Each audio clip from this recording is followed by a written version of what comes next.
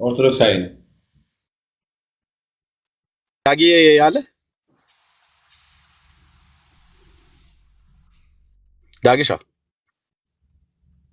ዳጊዋ የለም የለም። እዮብ ጋር ሄዶ ሊሆን ይችላል። ናችሁ? እሺ እንዴት ነህ ወንድማችን?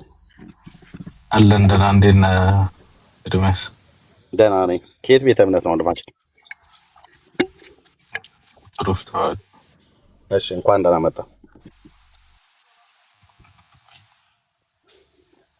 ርዕሱ ይታያል አይደል?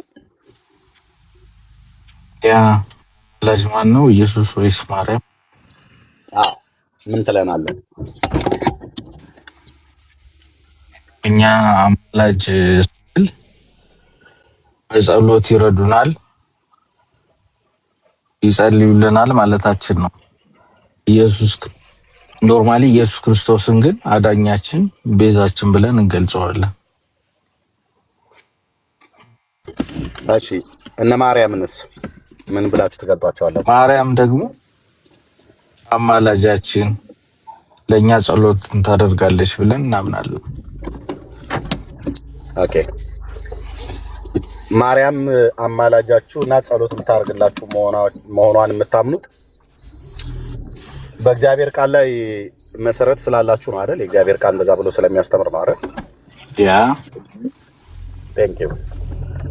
ማርያም ስለ እናንተ እንደምትጸልይ አማላጅ እንደሆነች የሚናገረው የመጽሐፍ ቅዱስ ክፍል ያመናችሁትን የመጽሐፍ ቅዱስ ክፍል እኛም እንድናምነው መጽሐፉን ንገረን፣ ምዕራፉን ንገረን፣ ቁጥሩን ንገረን አውጥተን እናነበውና ይሄን ለካ አንብበው ነው እነሱ ያመኑት ብለን እንላለን። እንደምትጸልይላችሁ እንደምታማልዳችሁ የሚናገረው የመጽሐፍ ቅዱስ ክፍል ስጣን። ቴንክ ዩ። ኦኬ አሁን ለምሳሌ ጸልይልናለች።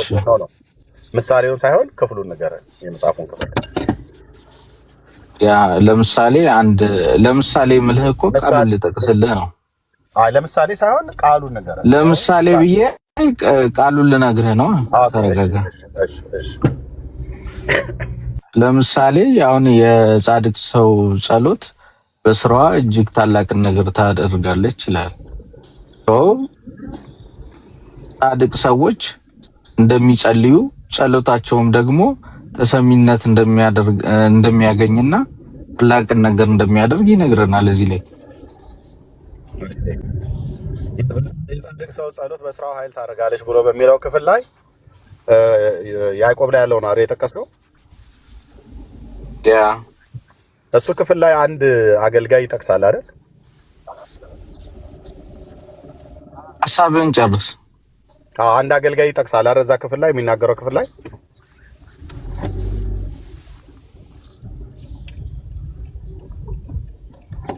ወንድማችን ወይ ጨርስ ሐሳብህን እየጠየቅኩ ነው። እዛ በጠቀስከው የጻድቅ ሰው ጸሎት በስራው ኃይል ታደርጋለች ብሎ የሚለው ክፍል ላይ አንድ ታዋቂ የብሉይ ኪዳን አገልጋይን ስሙን ይጠቅሳል አይደል? እዛ ክፍል ላይ ያዕቆብ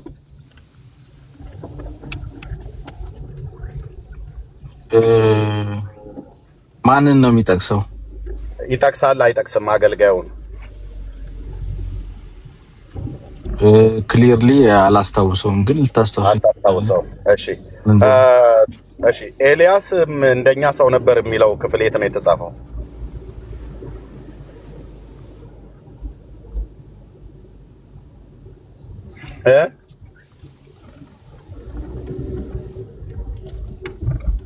ወንድም አለም እንዴ ኤልያስም ምን አልከኝ? ኤርሚያስ ድምጽህ ዘግይቶ ነው የሚደርሰኝ እንዴ? ለምን ታዲያ ምዕራፍ 5:17 ላይ እንደዛ የሚለው እኮ ታዲያ እንዴት አይዘገይ? የጻድቅ ሰው ጸሎት በስራው ኃይል ታደርጋለች የሚለው ታዲያ ምዕራፍ 9 ላይ ነው እንዴ ያለው? ምዕራፍ 5 ላይ አይደል እንዴ? ያንኑ ክፍል በሚናገር ምዕራፍ 5:17 ላይ ነው ያለው።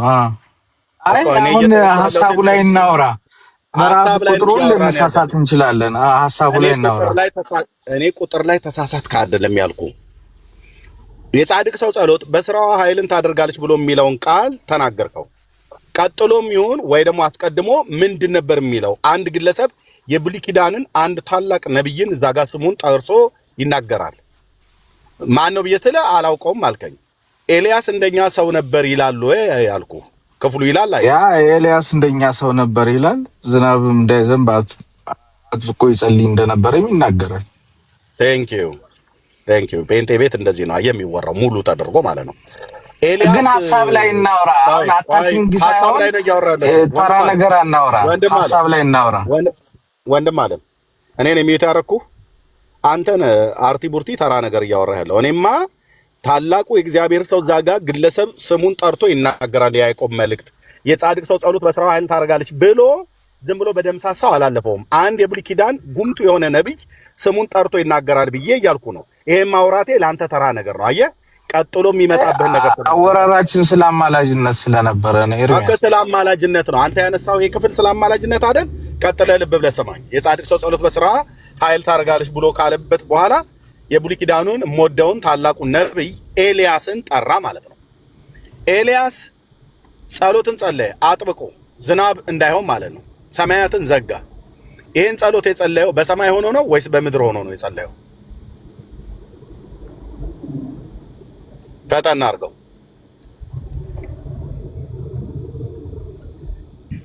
አፍጥነው።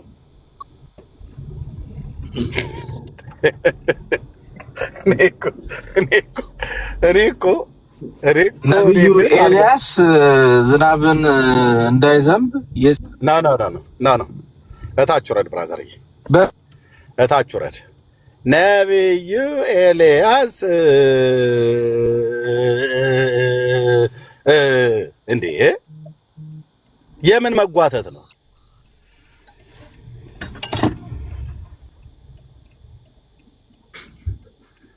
የምን መጓተት ነው? ኤልያስ ጸሎቱን የጸለየው በምድር ሆኖ ነው ሰማያትን የዘጋው ዝናብ እንዳይዘንብ የዘጋው ወይስ በሰማይ ሆኖ ነው?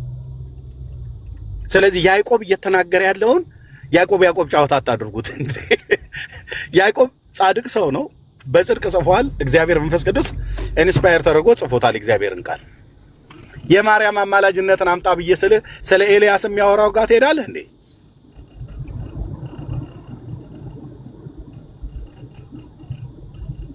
እና ልክ በጦር የተወጋ ይመስል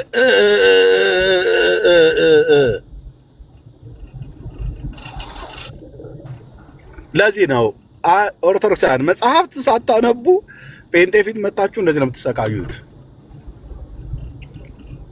የስቃይ ዘመን ይሆንባችኋል ማለት ነው። መጽሐፉን ከፍ ብለህ ዝቅ ብለህ አንብበው። ያን ክፍል ለምንድን ነው የተጻፈው? የጻድቅ ሰው ጸሎት በስራው ኃይል ታደርጋለች ብሎ ካለ በኋላ ጻድቅ የተባለውን እኮ እዛ ጋር ኢዮብንም ጭምር ይጠቅሰዋል። የኢዮብን ትዕግስቱ ራሱ ይጠቅሳል። ኤልያስን ይጠቅሰዋል። አየህ የእምነት አባቶችን ያለፉትን አንዳንዶች ስማቸውን ባይጠራ ልክ እንደ ኢዮብና እንደ ኤልያስ ስማቸውን ባይጠራ ያዕቆብ ቆንጆ አድርጎ ሸጋ አድርጎ ጽፎታል። ይሄ ማርያም ታማልዳለች ብሎ ከሚለው ጋር ምን ያገናኘዋል? ምንም ማለት ነው። እና ቤካ ከዚህ ቀጥሎ ያለውን ነገር ከፈለክ ጉባኤውን በትነው፣ ከፈለክ ተኙ፣ ከፈለካችሁ ተሯሯጡ። እኔ አንድ ተቀበል እስኪ ግን ተቀበለውና፣ አይ በጣም ነው የሚገርመው። በነገራችን ላይ ጥቅስ ምንድነው የእሱ እምነትና ላይክ ማስረጃ አድርጎ የሚያቀርበው ጥቅስ ፈጽሞ የሚገናኝ አይደለም። ማርያምን ብለህ ነው አማላጅ ነች ብዬ ማምነው በምንድን ነው? በጸሎቷ ማስረጃ ያዕቆብ። ዋ ይገርማል። እሺ ኦርቶዶክሳውያን ካላችሁ አፍኬሽን ፕሊስ ይላል። ለማን ነው ጥያቄው? ለኤርሚያስ ነው? አባ ወንድማችን ጥያቄ ለኤርሚያስ ነው ያለው። ጠይቅ የምጣና ኤርሚ ወንድምነት ከሆነ ችግር የለውም። ባና ጠይቅ። ይሄን ጥያቄ ካላችሁ ችግር የለውም። ባይ ይምጣና ይጠይቅ። ርዕሱን ጠብቆ መጥቶ ይጠይቃል። አይው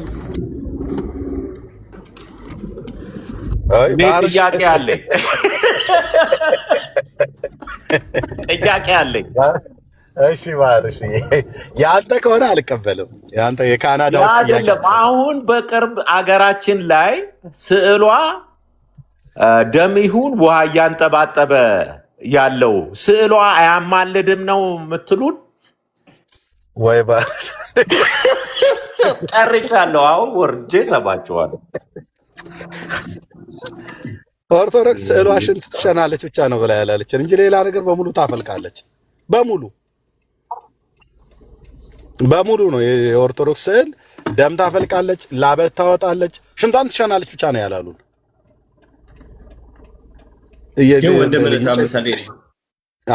ለምሳሌ አሁን ቅድም አሪፍ ነገር እያነሳ ነበር። ለምሳሌ ማርያምን እንደ ጻድቅ አድርጎ ላይክ የሆነ ቦታ ላይ አስቀምጠው ስለሆነ የሚያወሩት፣ ግን ያዕቆብ የሚያወራው ኢቨን ራሱ አንዱ ስለ አንዱ ነው እንጂ አንዱ ወደ አንዱ አይደለም። እና ከዚህ አንጻር ለምሳሌ ያነሳው ሀሳብ አለ።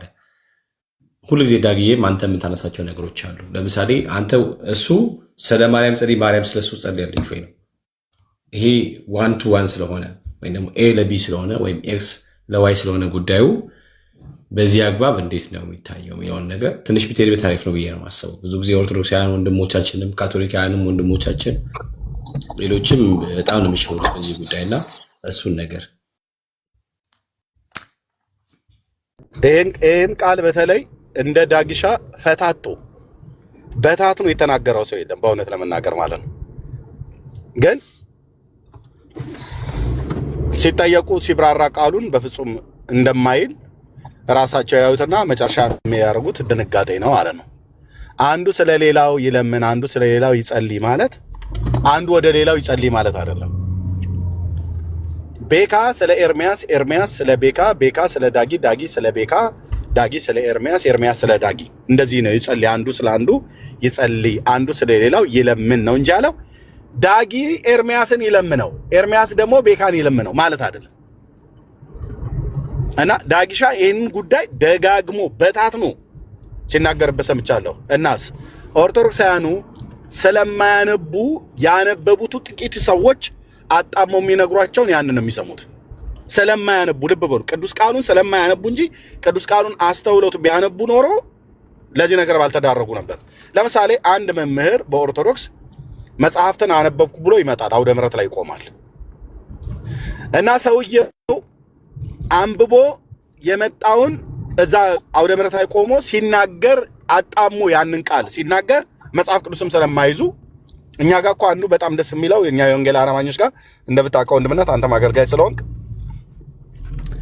ቸርች ውስጥ ፓስተሮቻችን ቃል እግዚአብሔርን የሚያቀርቡ የትኞቹም አገልጋዮች ቆይ ቤተክርስቲያን ስትሄድ መጽሐፍ ቅዱስ ይዘህ ነው እንደምትሄድ በጣም ብዙ ጊዜ አይተናል፣ ቪዲዮም ላይ ጭምር ማለት ነው።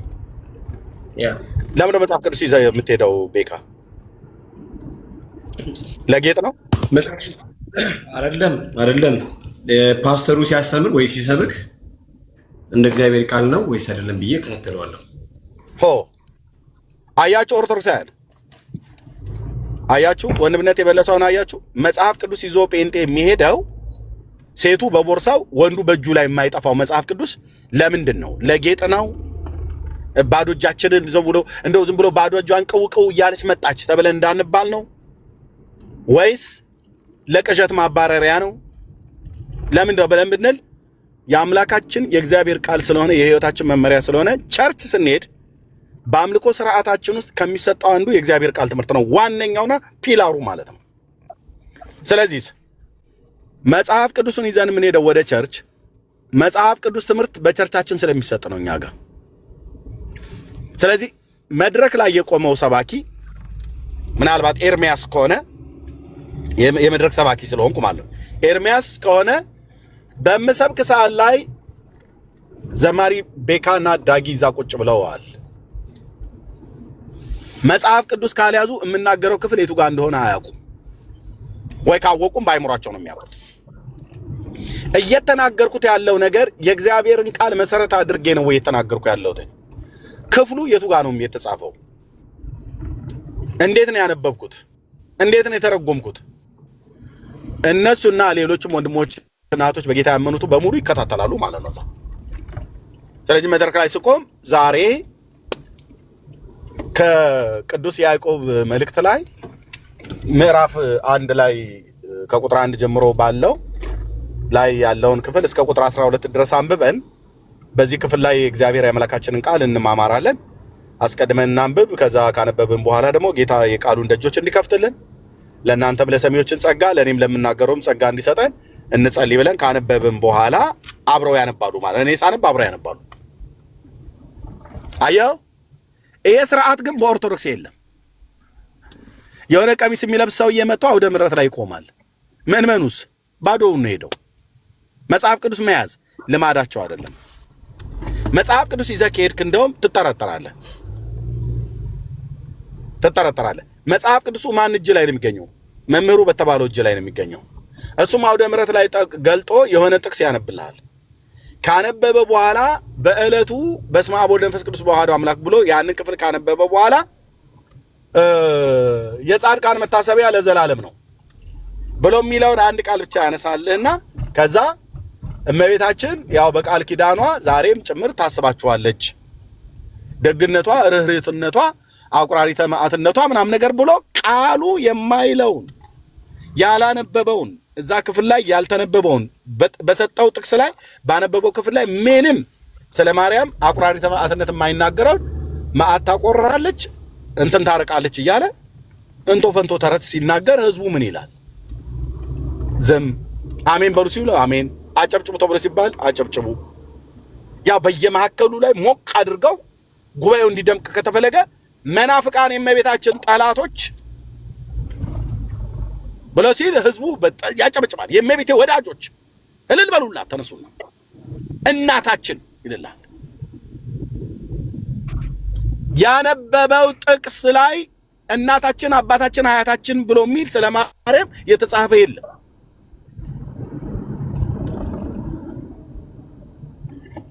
እና መጽሐፍ ቅዱስንም ቢያነብ ያነበበው የመጽሐፍ ቅዱስ ክፍል የትኛው ክፍል ላይ እንደሆነ ጥቅሱን ሲነግራቸው ነው የሚጽፉት።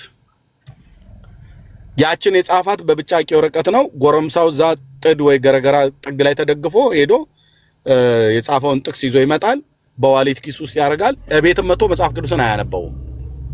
መጽሐፉ ላይ እንዳለ አያረጋግጥም። ካረጋገጠም ያችን ክፍል ለምሳሌ ያዕቆብ 1 ቁጥር 3 ብሎ ከሆነ ቁጥር 3ን ብቻ ነው። ቁጥር 1 እና 2 እንኳን አብረው አያነቡትም።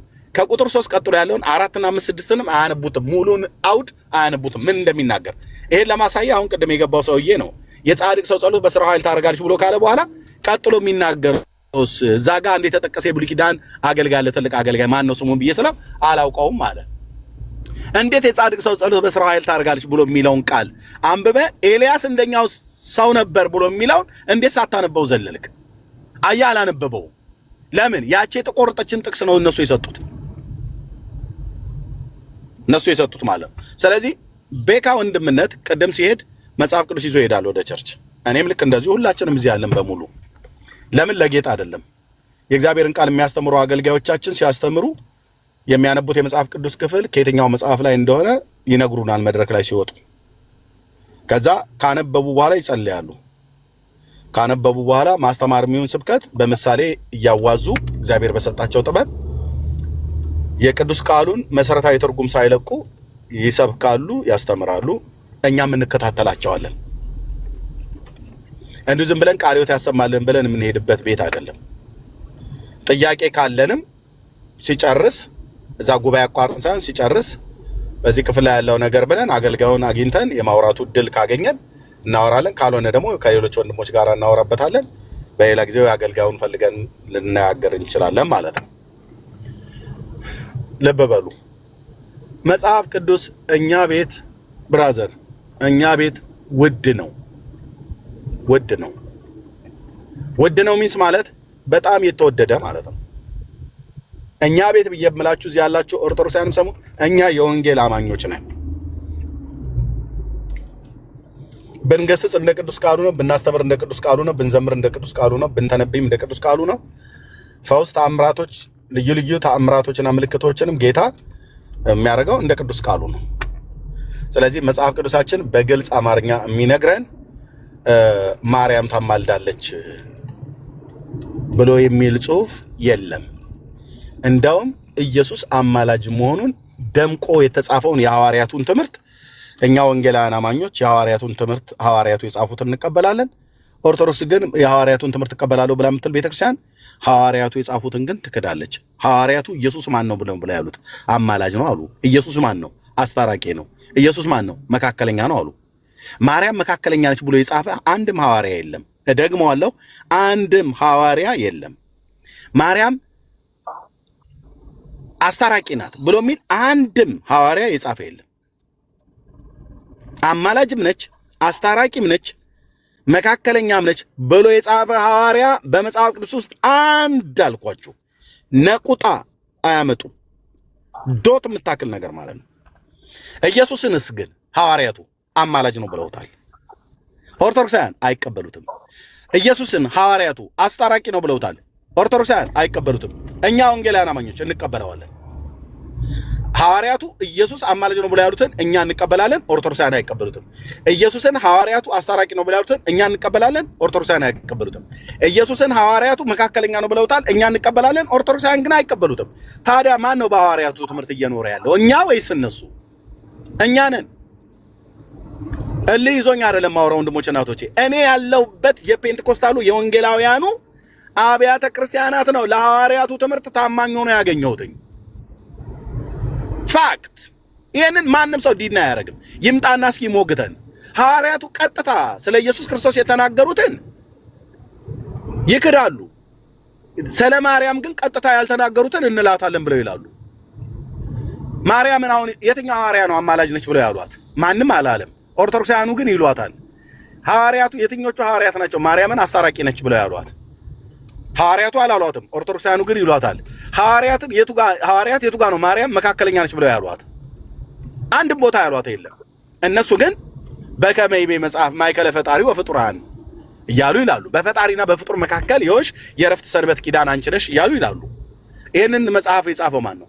አባ ጊዮርጊስ ዘጋስጫ የወሎ ሰውዬ በ13ኛው መቶ ክፍለ ዘመን የተነሳው መካከለኛ ብሎ ማርያምን ያላት ማን ነው? የአባ ጊዮርጊስ ዘጋስጫ መጽሐፈ ሚስጥርና ሌሎቹ መጽሐፍቶች ማለት ነው። ከሐዋርያት ማርያምን መካከለኛ ነች ያለ ማን ነው? ወፍ አንዲት ነቁጣ ካመጡ እኔ በአደባባይ እነ ቤካን ቻው ብዬ ኦርቶዶክስ እገባለሁ። አንዲት ነቁጣ እኮ ነው ያልኩ።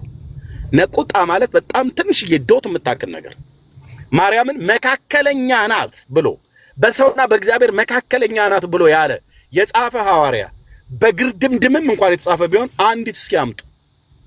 ማቴዎስ፣ ማርቆስ፣ ሉቃስ፣ ዮሐንስ፣ ያዕቆብ፣ ይሁዳ፣ ጳውሎስ እነዚህ ናቸው ጸሐፍት የተባሉት። እንግዲህ አዲስ ኪዳን ላይ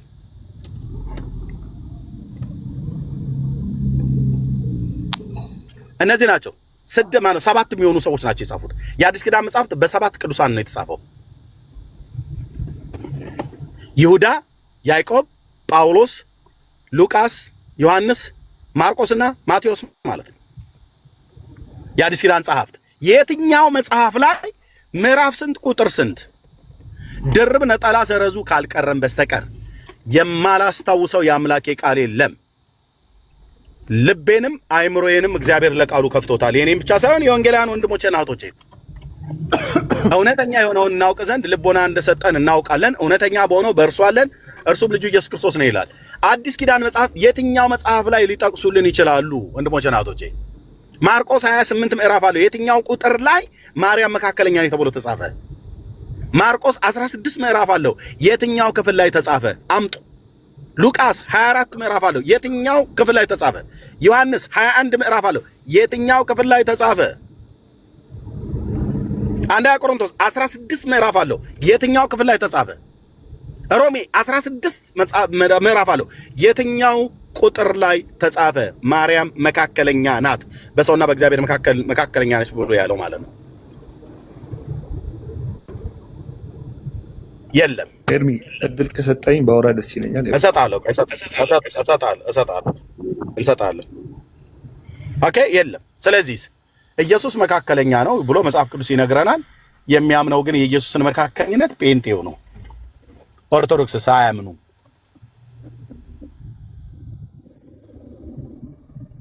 በከመ ይቤ መጽሐፍ ማእከለ ፈጣሪ ወፍጡራን ያለ ሲጮህ ያድራል ማለት ነው።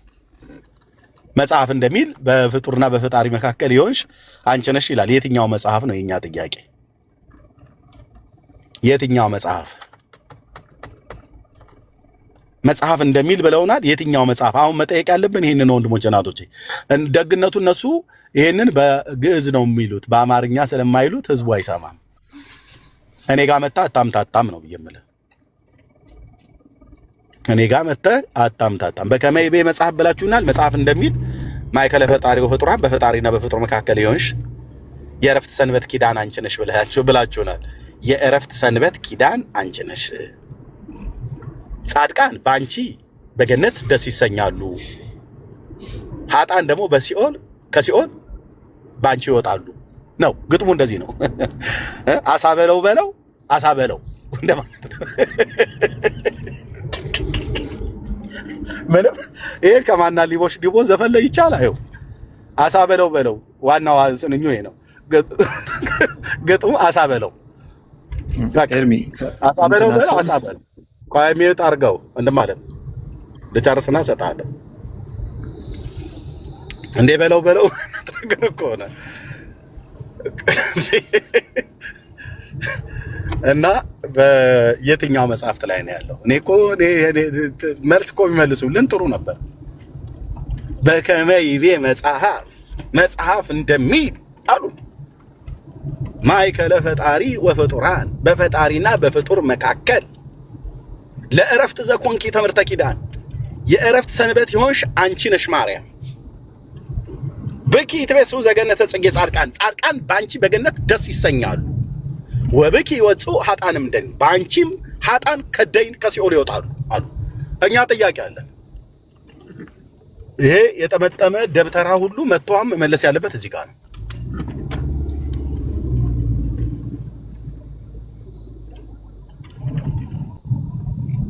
ስለዚህ ኢየሱስ መካከለኛ ነው ማን ያለው? ሐዋርያቱ። ኢየሱስ አስታራቂ ነው ማን ያለው? ሐዋርያቱ። ኢየሱስ አማላጅ ነው ማን ያለው? ሐዋርያቱ። ሐዋርያቱ ያሉትን ማናቸው እንደወረደ የሚያምኑት? ጴንጤዎች። ኦርቶዶክስስ እኛ አንለውም። ጳውሎስ እኮ ብሎታል። አይ እኛ ግን አንለውም። ማርያምን እኮ ጳውሎስ አማላጅ ነች አላላትም፣ እኛ ግን እንላታለን። ሐዋርያቱ እኮ አላሏትም፣ እኛ እንላታለን።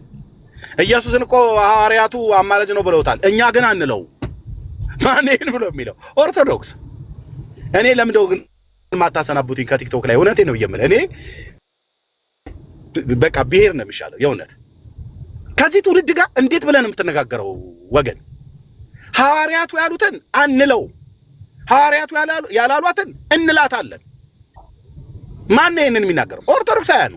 ማርያምን አንድም ቦታ አስታራቂም አማላጅም መካከለኛም ናት ብለው ሐዋርያቱ አላሏትም። ኦርቶዶክሳውያኑ ግን ይሏታል። ኢየሱስን አማላጅ ነው፣ አስታራቂ ነው፣ መካከለኛ ነው ብለው ሐዋርያቱ አሉት። ኦርቶዶክሳውያኑ ግን አይሉትም። እንዲህ አይነት ትግል ነው የገጠመን። ቤካ እሺ ኤርሚ ጥያቄ ለመጠየቅ ያህል ነውና አማላጅ በሚለው ላይ ማለት ነው። በዚሁ አማላጅ ማለት መካከለኛ ነው ካልን አማላጅ በቃ መካከለኛ ነው በሚል ፍቹን ከወሰድን ማለት ነው ወደ ሮሜ ሰዎች ምዕራፍ 8 ቁጥር 27 ላይ መንፈስ ቅዱስ እንደሚማልድልን ይናገራልና መንፈስ ቅዱስ እዚች ጋር መካከለኛ ነው ማለት እንችላለን? ጥያቄ ይሄ ነው። መንፈስ ቅዱስን መካከለኛ ነው ማለት እንችላለን? ቀጥታ ማለት ነው። ምንድነው ብሎ የሚለው ክፍሉ? ወደ ሮሜ 8 ምዕራፍ 27 ላይ ልብን የሚመረምር ግን የመንፈስን ሐሳብ ያውቃል፣ ምክንያቱም መንፈስ እንደ እግዚአብሔር ፍቃድ ለቅዱሳን ይማልዳል ይላል። ወደ ሮሜ ሰዎች ምዕራፍ 8 ቁጥር 27 ላይና ምክንያቱም መንፈስ እንደ እግዚአብሔር ፍቃድ ለቅዱሳን ይማልዳል ካለ ለቅዱሳን የሚማልደው የት ሆኖ ነው? የትም ቢሆን ችግር የለውም። መንፈስ ቅዱስ ይማልዳልና እንደዚህ ብሎ ነገር ይማልዳል። ኤርሚ እኔ ጥያቄ ምን እንደሆነ ታውቃለህ? መንፈስ ቅዱስ የሚማልድ ከሆነ ጥያቄው ገብቶኛል ብዬ ስልህ ጥያቄው እንዳልገባኝ አድርገህ አታውራ። መንፈስ ቅዱስ ስለ ቅዱሳን የሚማልደው የት ሆኖ ነው? ቃሉ ምንድነው ብሎ የሚለው? ኤርሚ ፋላሲ ነው ብዙ ጊዜ የምትናገረው ማለት ነው። የት ሆኖ ነው የሚማልደው ነው ያልኩት። ይማልዳል ማለት እኮ ይላል መካከለኛ ነው ማለት ወይ አይደለም እኮ ነው የምትለኝ። መካከለኛ አይደለም። የት ሆኖ ነው የሚማልደው ነው ያልኩህ። መካከለኛ ነው አይደለም የሚለውን ትመልስልህ። በቦታው ላይ ሆኖ ይማልዳል መንፈስ ቅዱስ ማለት አድመጣኝ፣ ልብ በል። መካከለኛ ነው ወይ አይደለም ብለህ ያልከውን እንድመልስልህ ነው የፈለግከው? አዎ፣ ጥያቄውን በደንብ ሰምቻለሁ። መንፈስ ቅዱስ የት ሆኖ ነው የሚማልደው? የት ሆኖ ነው የሚማልደው? ስለ ቅዱሳን ነው የሚማልደው። ስለ ቅዱሳን የት ሆኖ ነው የሚማልደው? መንፈስ ቅዱስ በድካማችን ይረዳናል፣ እንደሚገባ መጸለይ እንድንችል አናውቅምና፣ ነገር ግን መንፈስ በማይናገር እልቅና ለእኛ ይማልዳል ይላል። በማይነገር ምን በማይነገር መቃተት ነው የማውቀው እኔ በቃሌ እዚች ጋር ቃሉ በስነስርዓት እንትን አልመጣልኝም። ለዛ ነው ግን ይማልዳል ይላል። አሁን ኤርሚ ፋላሲ ያደረገውና ይማልዳል ማለት እኔ ነኝ ሚዩት ያደረግኩ አንተ መካከለኛ ብሎ የሚለው ቃል እንዲመለስ የፈለከው። እኔ ደግሞ ቅዱስ ቃሉን አንብበው እያልኩ ነው። በደንብ አልመጣልኝም ማለት ከየት ሄደ? እዛ መካከል ላይ የተጻፈው ቃል አልመጣልኝም ብለህ የምትለው ከየት ነው የሚመጣልህ? ቅዱስ ቃሉ የተጻፈውን ቃል በትክክል አንብበው። ቁጥር 26 እና 27 ቴንክ ዩ በትክክል አንብበው። ማይክን ክፈትና ሮሜ 8 26 እና 27 ወደ ሮሜ ምዕራፍ 8 ቁጥር 27 ላይ ልብን የሚመረምር ግን የመንፈስን ሐሳብ ያውቃል። ቁጥር 26 ጀመረ። ቁጥር 26 27ን አንብበው አልኩ። ኤርሚዬ ፋላሲ አታድርገው፣ ሐሳቤ ገብቶ እኔ ነኝ ሚዩት ያደረግኩ። እቺ ፋላሲ የሚለውትን ቃል ሰሞኑን ነው መሰለኝ ሰዎች የነገሩ። እኔ ቁጥር 26 እና 27ን አንብበው ብዬ ስልህ ፋላሲ ፋላሲ ፋላሲ ፋላሲ ብለህ ትላለህ። ብራዘር ይሄ ምን ፋላሲ ነው? ቅዱስ ቃሉን ሙሉን አንብበው ነው ያልኩ። ሁለቱን ቁጥር በትክክል አንብበው፣ ለጽሁፉ ታማኙን፣ ለቴክስቱ ታማኙን። ከዛ ይሄ የሚማልደው መንፈስ ቅዱስ ስለማን ነው የሚማልደው? የት ሆኖ ነው የሚማልደው ብሎ ይላል። እሱን ከነገርከኝ በኋላ መካከለኛ ነው መካከለኛ አይደለም ብሎ የሚለውን ቃል መካከለኛ ነው አይ መካከለኛ አይደለም ብሎ የሚለውን ፍንትው አድርጌ መልስልሃለሁ ማለት ነው። አሁን ደግማ አንብበው ቁጥር 26 እና 27 ቴንክ ዩ ወንድም ማለት ነው። እሺ አመሰግናለሁ ኤርሚዬ፣ አነበዋለሁ። የኔ ጥያቄ ይማልዳል የሚለው ቃል እዚህ ጋር መካከለኛን ይገልጻል ወይ ነው። ላንብበው ጽሁፉን። መንፈስ ቅዱስ በድካማችን ይረዳናል፣ እንደሚገባ መጸለይ እንድንችል አናውቅምና፣ ነገር ግን መንፈስ በማይናገር ህልቅና ለእኛ ይማልዳል አይልም። ካላለም ችግር የለውም። አንተ አስተካክለህ አንብብልኝና ማለት ነው። ስለዚህ ታማኝ አይደል? ቃሉን አምጣ።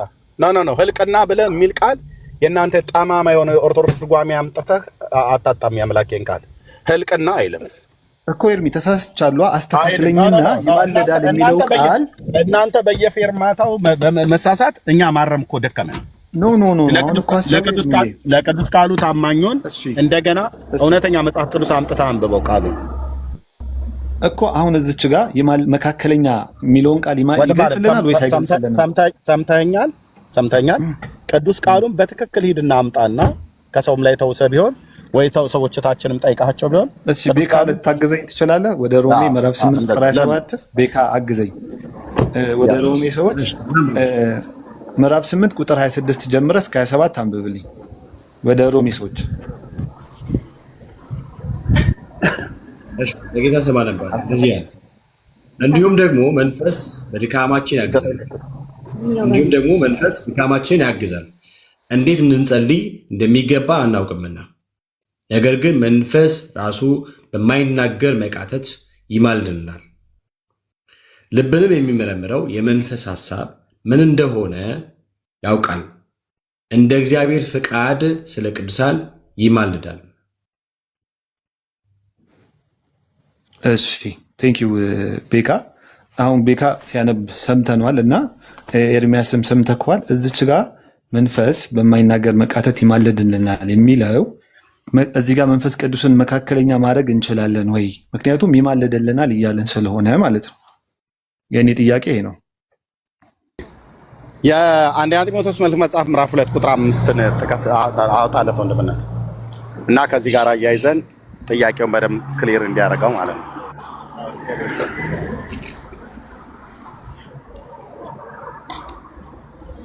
እሺ አንደኛ ጢሞቴዎስ ምዕራፍ 2 ቁጥር 5 እንደዚህ ያለ እግዚአብሔር አለ፣ በእግዚአብሔርና በሰው መካከል ያለው መካከለኛ ደግሞ አንድ አለ፣ እርሱም ሰው የሆነ ክርስቶስ ኢየሱስ ነው። ቴንክ ዩ። አሁን ሱዲ ልብ ብለህ ስማኝ። በአንደኛ ጢሞቴዎስ መጽሐፍ ምዕራፍ 2 ቁጥር 5 ምን የጻፈው ቅዱስ ጳውሎስ ነው። ሮሜ መልእክት መጽሐፍ ምዕራፍ 8 ቁጥር 26 እና 27ንም የጻፈው ቅዱስ ጳውሎስ ነው። የአንደኛ ጢሞቴዎስ መልእክት መጽሐፍ ምዕራፍ 2 ቁጥር 5 አንድ እግዚአብሔር አለ በሰውና በእግዚአብሔር መካከል የሆነ መካከለኛ ደግሞ አንድ አለ ብሎ የሚለው ስለማን ነው የተነገረው? እዚህ ክፍል ላይ ስለ ኢየሱስ ነው አይደል? ሱዲ ኦኬ። የሮሜ መልእክት ደግሞ የተነገረው ስለ መንፈስ ቅዱስ ነው አይደል?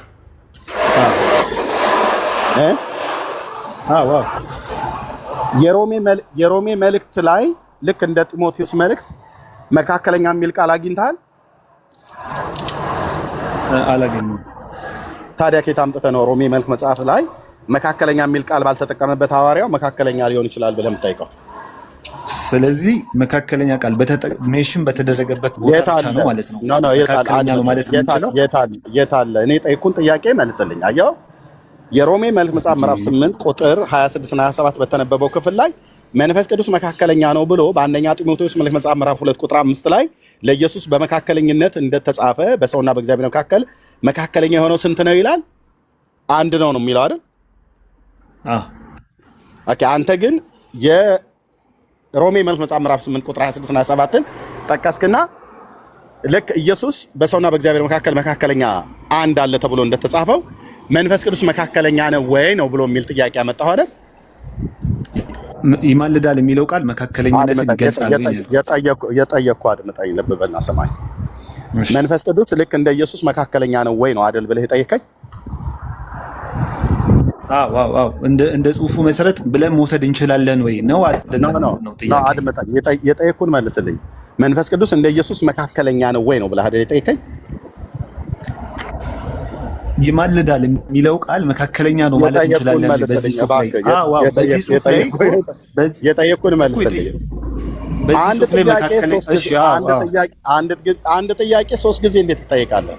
አንድ ጥያቄ እየሰማሁ ኢየሱስ መካከለኛ ነው ተብሎ በሰውና በእግዚአብሔር መካከል መካከለኛ ነው ብሎ ቅዱስ ጳውሎስ በጢሞቴዎስ መልእክት ላይ እንደተናገረው መካከለኛው ስንት ነው ይላል ጢሞቴዎስ ላይ? አንድ ነው ይላል። አለቀ። ከጳውሎስና ከኤርሚያስ ማን ነው እውነተኛው? እኮ የኔ ሐሳብ እኮ ኤርሚ ምን ሐሳብ ነው? ማን ነው እውነተኛ ታማኝ ማን ነው? ከጳውሎስና ከኤርሚያስ ከማወራ ከኤርሚያስ ማን ነው ታማኝ? ማን ነው እውነተኛ?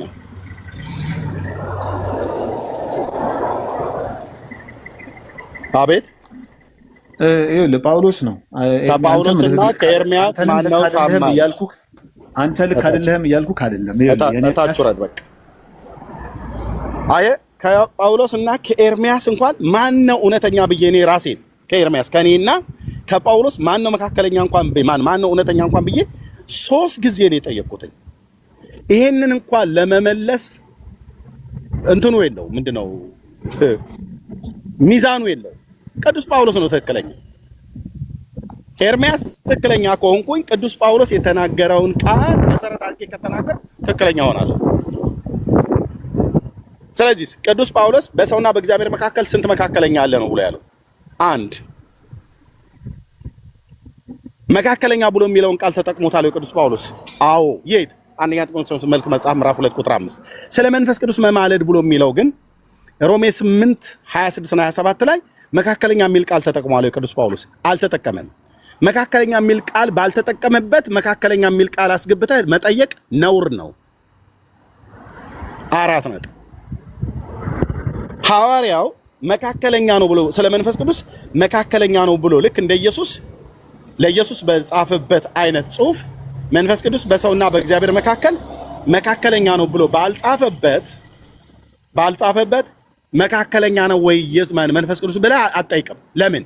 መካከለኛው አንድ ነው ብሎ አንደኛ ጢሞቴዎስ መልእክት መጽሐፍ ምዕራፍ 2 ቁጥር 5 ላይ ቅዱስ ጳውሎስ ተናግሯል። መካከለኛችን ስንት ነው ወንድሞችና እህቶች? አንድ ነው። አንድ ካኑ ማብራዘር ጨርሻለሁ። ወንድምነት አንድ ጥያቄ 3 ጊዜ ነው የጠየቁት። ኤርሚያስ ነው እውነተኛ፣ ጳውሎስ ነው እውነተኛ ተብለህ ስትባል አይመልሱም ቀጥታ። ኤርሚያስ እውነተኛ ከሆንኩኝ ሆነው ቅዱስ ጳውሎስ እንደተናገረው ጴንጤ ነው እውነተኛ ወይስ ቅዱስ ጳውሎስ ነው? ኦርቶዶክስ ነው እውነተኛ ወይስ ቅዱስ ጳውሎስ ነው ብለህ አንድ ሰው ቢጠይቅ ጴንጤ እውነተኛ የሚሆነው ቅዱስ ጳውሎስ እንደተናገረው የሚያምን ከሆነ ነው። ኦርቶዶክስ እውነተኛ የሚሆነው ቅዱስ ጳውሎስ እንደተናገረው የሚያምን ከሆነ ነው። ካልሆነስ ሁለቱም ሐዋርያቱ እንደሚናገሩት የማያምኑ ከሆነ ውሸታሞች ናቸው። የፈለገ የእድሜ ርቀት ይኖራቸው ሃይማኖቶቹ ማለት ነው።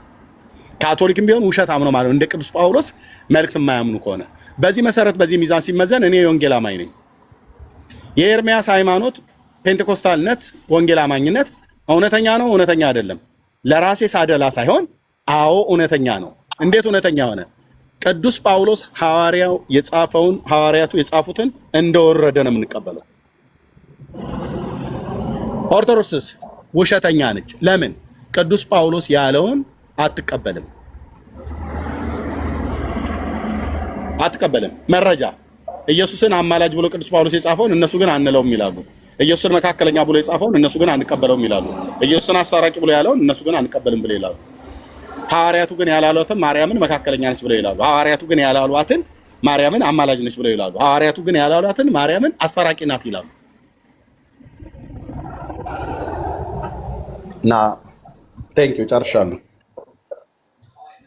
ያ ወንድምነት ጀምር ከእሱ ጋር የሚገናኝ አንድ ፔትሮ የሚነሳ ሀሳብ ማድረግ የሚነሳው በግልጽ ተናግሯል። መንፈስ ቅዱስ ስለምን እንደሚማልድ ስ በድካማችን ብሎ እዚህ የሚል ከሆነ የዮሐንስ ምዕራፍ 14 ላይ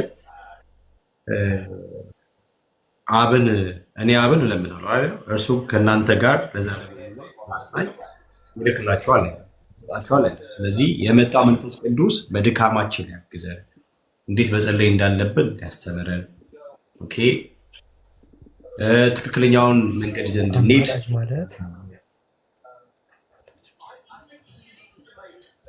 ይህ ሰው ደግሞ ዝም ብሎ መሀል ላይ እየገባ የሚጠብጠው ነገር አለ። ብራዘር መሀል ላይ ሰው እየገባ እያወራ መሀል ላይ ትገባለህ። እንደዚህ ደስ ይላል።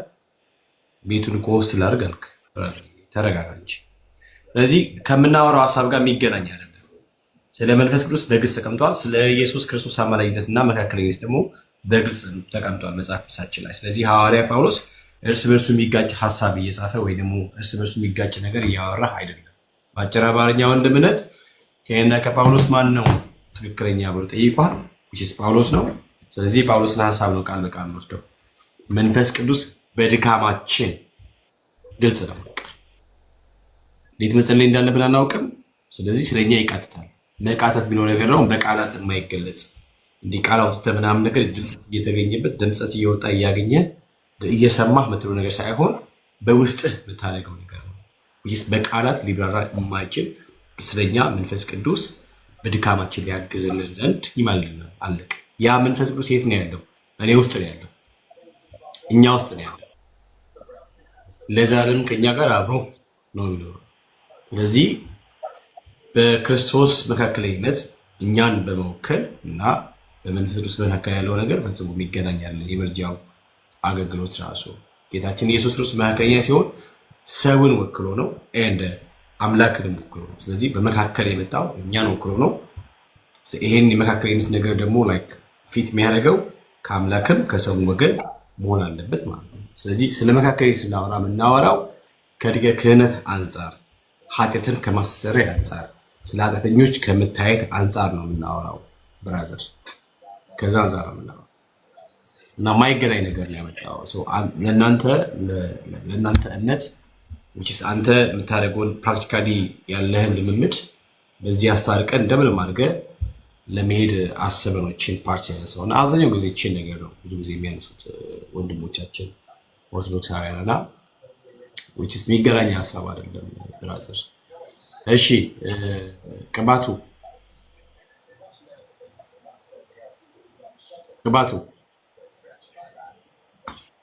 እሺ ቅባቱ ሚዩት አላረክም።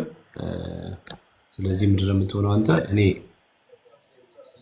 ሆን ብለህ ነው እንደዚህ የምታረከው። ስለዚህ እግዚአብሔር ከአንተ ጋር ይሁን። አጸደ ቲክቶክ ውስጥ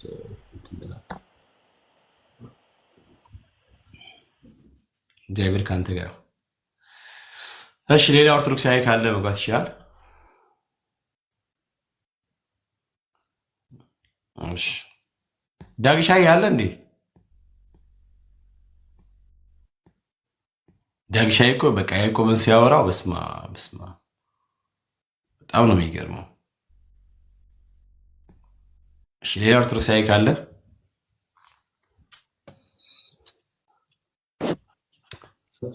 ሳውዝ አፍሪካ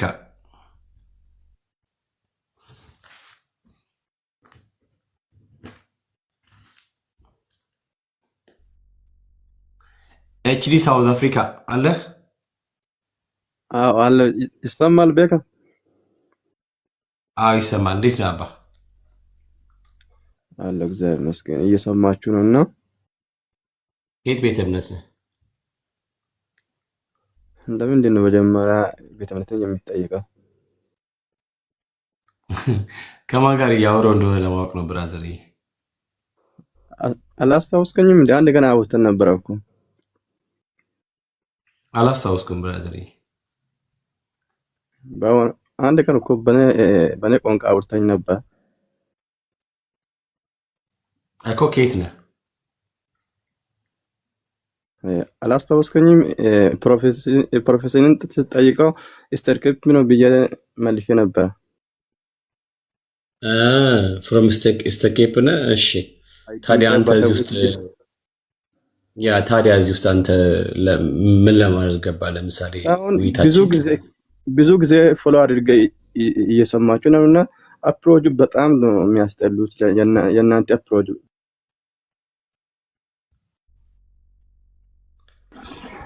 ምንድን ነው ያለው? ወንድምነት አልገባኝም። ያው ከባድ ነው እንደዚህ አይነት ሰው። ቆይ ምን መሰለህ እንደዚህ ምን አይቱ። እሺ ድጋሚ ላክ እስቲ እኔ ወንድም ድጋሚ ላክ። ሶሪ ሳልሰማ እንትን አልኩኝ። እስቲ ድጋሚ ላክ እስቲ። አፍሮቹን ምንድን ነው አልገባኝም። እና ናገባ ድጋሚ ላክ። ስለኔ ነው አይደል አፕሮች ብሎ ያለው? አይ ቶ እሱ አይ ቆይ እታችም አንድ እየተናገረ የነበረ ሰው ነበረ። እነኚህ ሰዎች ኦኬ ከበጎ ሀሳብ ላይ ያዘላቸው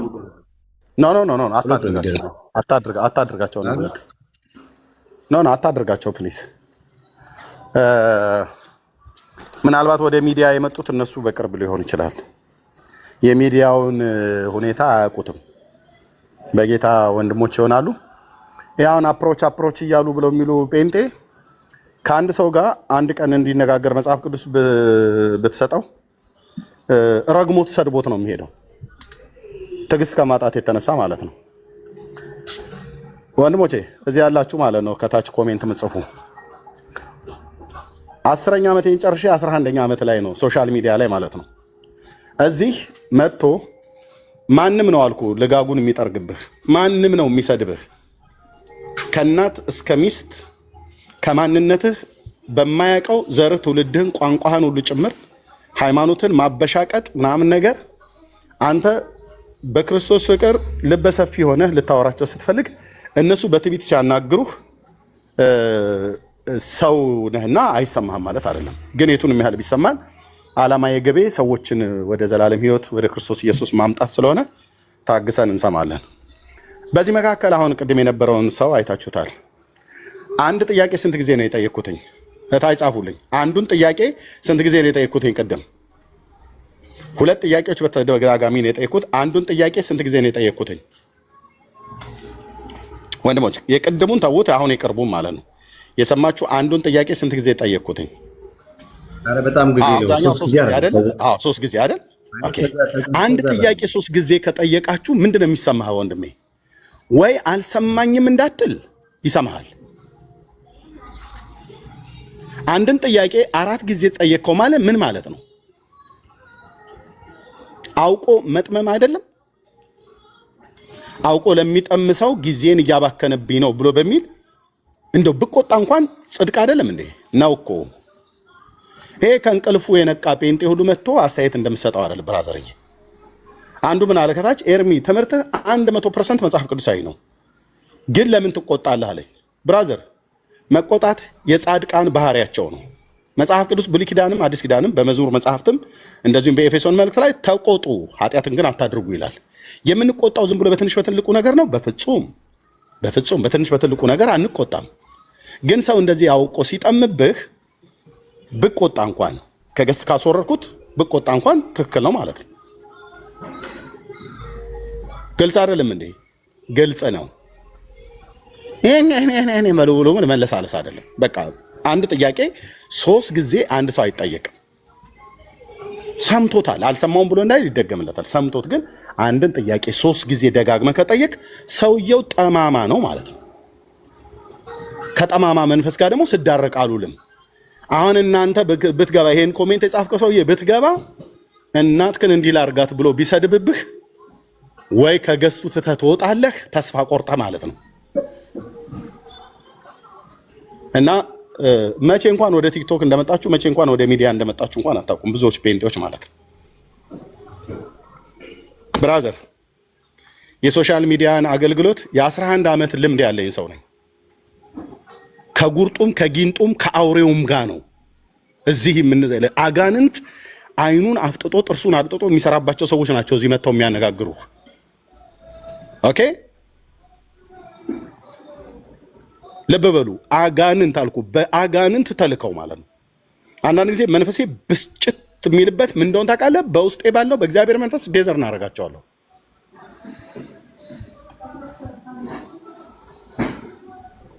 እና ልክ በትህትና በፍቅር እንደማናነጋግር ከፍቅር የጎደልን አድርጋችሁ ምስሉ ሰዎች አታውቁትም አገልግሎቱና የአገልግሎቱን እንትን ማለት ነው። እና ለዛ ነው። ቴንኪው ተባረኩ። ወንድምነት እኔ ምንድነው እኔ አሁን የምከተለው እንትን አፕሮች በቃ አላስፈላጊ ነገር የሚጽፉ አላስፈላጊ ነገር የሚናገሩ ሰዎች እኔ ደግሜ ማየት አልፈልግም። በበኩሌ በቃ ደግሜ ላያቸው አልፈልግም። ለምንድን ነው እንትን የሚለው በቃ እንትን ፒስ ኦፍ ማይንዴ መጠበቅ አለብኝ ብዬ እኔ አምናለሁ። በጭራሽ ማለት ነው። እና እነሱን የማስረዳት እነሱን እንትን ማለት አይ ቲንክ በጣም ደከመ። እኔ በኩሌ ደክሞኛል፣ በነገራችን ላይ በጣም የደከመኝ እና እኔ አሁን አይተሃል ቤቱ ላይ ምንም ብዙ ስድብ የለውም አይተህ ከሆነና ምንድነው አዝድቻቸዋለሁ፣ በደንብ አድርጌ አዝድቻቸዋለሁ። ተሳዳቢ በጠቅላላ በቃ ለምን ደግሞ ያኛኔ ከኔ ጋር ምን ጉዳይ አለው? በቃ አያስፈልግም።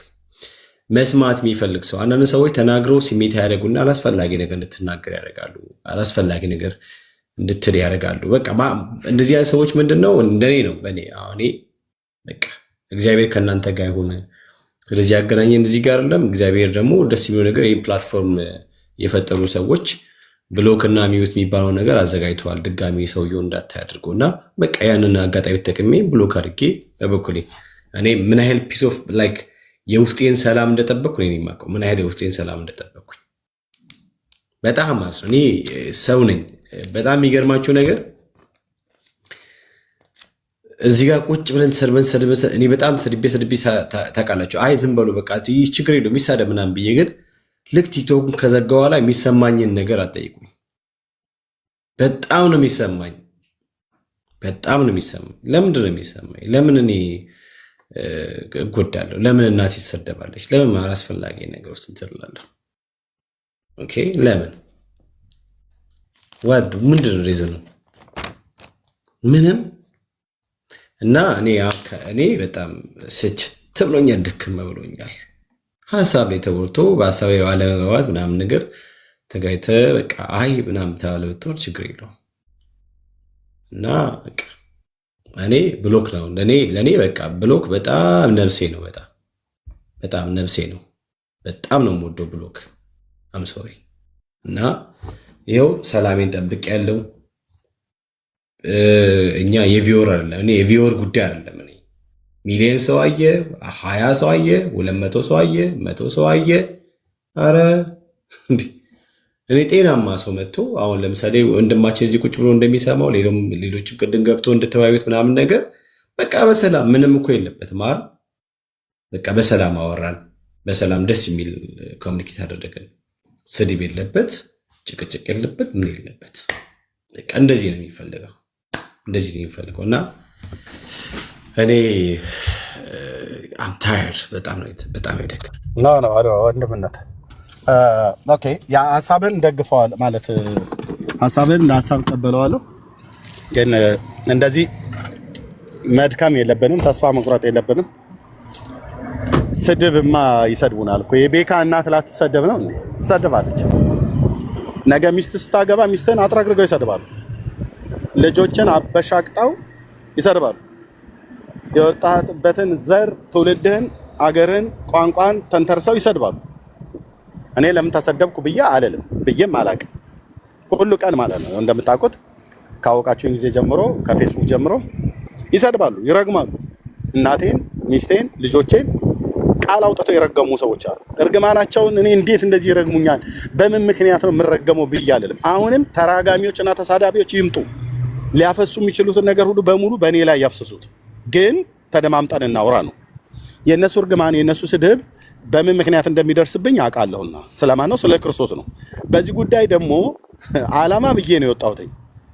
ውጣም ብሎ ሲለኝ እኔ ዝም ብዬ በከንቱ ሳይሆን የወጣ ነው፣ በከንቱ ብለን በራሳችን ተነሳሽነት ሳይሆን የወጣ ነው። በጌታ ጥሪ ስለወጣሁኝ ስለ ጌታዬ ስለ ኢየሱስ ክርስቶስ እናቴ ተሰደበች፣ ሚስቴ ተሰደበች፣ ልጆቼ ተሰደቡ፣ እኔነቴ ተሰደበ፣ ዘር ትውልዴ ብሔሬ ተሰደበ ምናምን ነገር ብዬ ወደኋላ ከቶ ለቀን አንነዳላቸው። ወደኋላ አልልም። ይስደቡ፣ መሳደቡን ይሳደቡ። ግን አንድ ጥያቄ 3ና 4 5 አሰልቺ እስኪሆን አይደለም ተናጋሪው እርስ በርስ የሚያወራው ሰው አይደለም የሚሰማው ትውልድ ሁሉ እስኪሰለች ድረስ መሆን የለበትም። በቃ ግልጽ ነው፣ አጭር ነው። ማርያም ታማልዳለች አታማልድም? ታማልዳለች። ኦኬ ሰምቶታል ማለት ነው። ስለዚህ ታማልዳለች ብሎ ለሚለው መረጃ ነው ማምጣት ያለበት።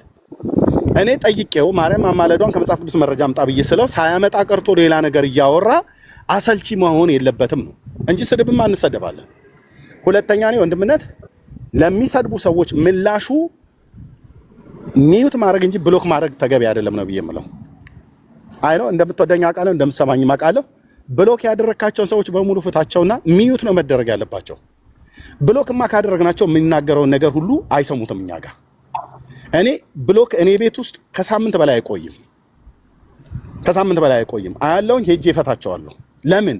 እነዚህ ሰዎች እስከ ወዲያኛው ብሎክ አድርጌ ያስቀመጥኳቸው ሰዎች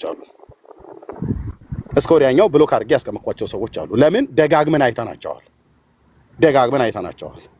እናንተ ቤት ብሎክ የተደረጉ ሰዎች የተወሰነ ጊዜ ድረስ እንደዛ ልናደርግ እንችላለን።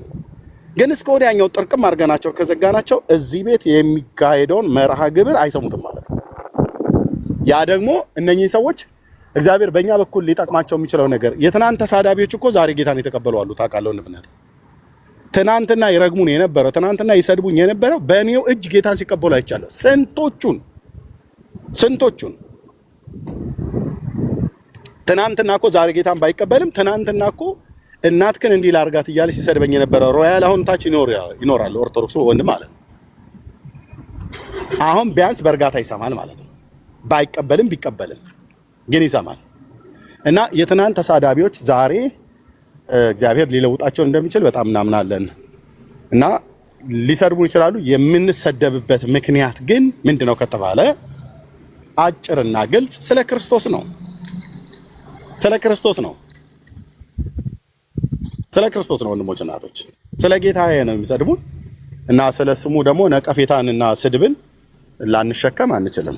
መሸከም አለብን፣ የሚያሸክመንም ጌታ ስላለ ማለት። እኔ እንደውም አሁን ተሳዳቢዎች ቀነሱ ነው ብዬ የምለው። እኔ ቤት ቀነሱ። ለምን እንደሆነ ታውቃለህ? ጌታ ኢየሱስ ምስክር፣ ይሄ ስለ ክርስቶስ ስትነቀፉ የክብር መንፈስ በእናንተ ላይ ያርፋል ብሎ የሚለው ነገር እውነት ሆኖ ነው ያገኘሁት። እኔ ባካችሁ ኑና ኦርቶዶክሳውያን እየተሳደባችሁ ግን እየተደማመጠን እናውራ። ስድቡን ትችላለህ። ሁለት ደቂቃ እኮ ቤቴ ውስጥ እኮ ሰጥቼ ስደቡኝ እኮ ብዬ የምል እኮ ብቸኛ ኢትዮጵያዊ እኮ ነኝ። 2 ደቂቃ ከ2 ደቂቃ በላይ እንዳይበዛ ለ2 ደቂቃ ግን አጥረግርግሃለሁ።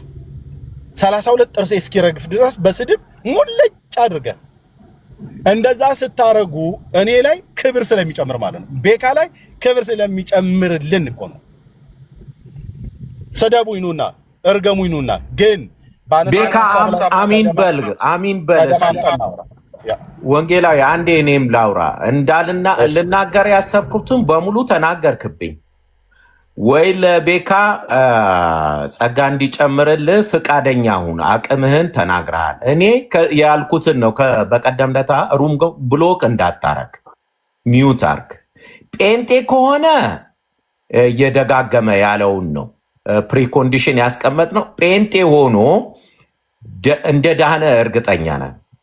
በሱ በጎ ስራ ስለተሳደበና ስላልተሳደበ ሳይሆን ኢየሱስ ክርስቶስ ባፈሰሰው ደሙ እግዚአብሔር በሰጠው የፍቅር ባውንደሪ ድኗል። እሱ ላይ አይደለም።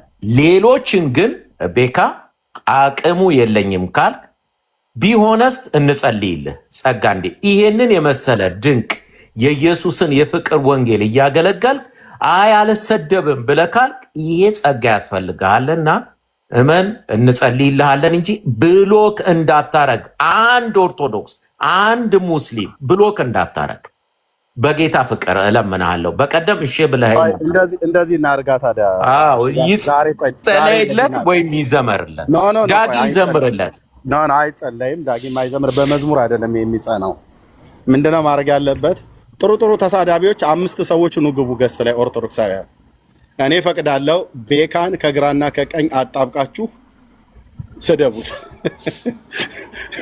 ስትራፖ የያዘው ሰው ስትራፖ የሚለቀው ሞር ሲሰራበት ነው የሚባል ነገር አለ። ጥሩ ተሳዳቢ ቤካን መጥቶ ይስደበው። በቃ ጠረጴዛም ደብድቦ ከግርግዳም ጋር ይሰጡት እኮ አይቻለሁ። በነገራችን ላይ አንድ ጊዜ በጣም እስኪገርመኝ ሙልጭ አድርጎ ሲሰድበው ጸጥ ብሎ ሲያዳምጥ ያለ ታሪክ እኮ አለው። ሁሉንም በዜሮ ማባዛት አልፈልግም። አይ ነው እንዴ በጣም ቁጭ ብሎ ሲሰድበው አመት አይሞላው። በጣም ገረመኝ እና ኦፍኮርስ ያለፈበት የሚመሰክረው ህይወት አለ። ስድብ ተሰድበህ አታውቅም ማለት አይደለም። ያለ ቦታው ያለ አግባብ አብጠልጥለው የማያውቁ ህይወትህን አያውቁ። ሶሻል ሚዲያ ላይ ነው ምን አይነት ኑሮ ምን አይነት እንደምታልፍ አይታወቅም። ስለ ክርስቶስ ወንጌል ብለህ ነው። ስለዚህ ያ ወንጌል አይቀየርም፣ መርህ አይቀየርም። ሁልጊዜ አንተ የዓለም ብርሃን ነህ፣ አንተ የዓለም ጨው ነህ። ስለዚህ የሚሳደቡክ ሰዎች ይስደቡ። ወንጌል እንደተሰራ ሰይጣንን እንዳናደድከው እወቅ። በጽድቅ ይሁን እንጂ እየተገደለ እኮ የመጨረሻው የምትለው ነገር ምን አለህ ብሎ ሲባል የሞሮኮ ፓስተር ትዝ ይላችኋል? እኔ እንጃ የምታውቁም አልመሰለኝም። ልንገራችሁ፣ ትናንትም ልናገር ስል ተቋረጠ። የመጨረሻ እኔ ወድጄ ፈቅጄ አይደለም እናንተ ምክንያት ሆናችሁኛል፣ ጌታዬን ግን አሁን ላየው ነው ምለው ቃል ቸኩያለሁ፣ ኢየሱስን ላየው ነው አለ። አይን ሲበራልህ ስድብ ክብር ነው እንጂ ወንጌላዊ ኤርሚያስን የሚያክል በሶሻል ሚዲያ የተሰደበ የተረገመ ድግምት የተደረገበት መተት ሊኖር ይችላል። ማላውቀው የማውቀው ግን የእሱን ያህል የተሰደበ የለም። ይሄው ዓለም ልሞታ እና ይሄንን ልልህ ነው እንዳልናገር ግን ወንጌላዊ ኤርሚያስ ተናግሯል። ስለዚህ አሁን ፕራክቲካሊ ፍቀድላቸው 2 ደቂቃ አንዴ ይስደቡክ እንስማ። ተባረክ። እሺ እኔም እግዚአብሔር አምላክ ጸጋ እንዲያበዛኝ ጸልያለሁ። ኦልሞስት ያ ስሰደብ ዝም ብዬ ነው የምሰማው ማየው። አይናው ከጨለማው ዓለም ጋር የተጋባ ነገር ስላለው እነሱም በትዕግስት መስማትና ማድመጥ ትክክል ነው የማምናለው። ግን ያው አንዳንዴ ሲበዛ ከሚል አንጻር ነው። ለማንኛውም የኔ ሞዴሬተሮች ኦርቶዶክሳውያን በጠቅላላ ፍቷቸው፣ ግን ወንጌል አማኞችን የቦለኳቸውን ወይም ሌሎች ወንድሞች የቦለኩትን ወንጌል አማኞችን እንዳትፈቷቸው።